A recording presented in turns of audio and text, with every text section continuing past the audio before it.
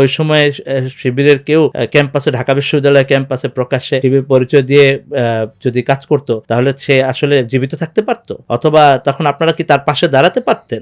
অথবা তার নাগরিক অধিকার নিয়ে কি কেউ কথা বলতো? তার অধিকার নিয়ে কি ক্যাম্পাসে কেউ কথা বলতো? শিবির সন্দেহের ব্যাপারেই তো কেউ কথা বলতে পারেনি। আরেকটা বিষয়, আপনি তো সম্ভবত মহসিন হলে ছিলেন, তো মহসিন হল সহ বিভিন্ন হলে ছাত্রলীগ কর্তৃক শিবির নির্যাতনের যে ঘটনাগুলো ঘটেছে, বা আপনি যখন সভাপতি ছিলেন সেই সময় তো অবশ্যই ঘটে থাকবে। তো এমন কোনো ঘটনা আছে যেটা আপনাকে এখনো টাচ করে বা এখনো মাঝে মধ্যে আপনার মনে আসে? আমি মহসিন হলে ছিলাম সময় আমার মনে আছে যে আমি মূলত মহসিন হলের রাকিব ভাই, ওনাকে ব্যাপকভাবে নির্যাতন করা হয়।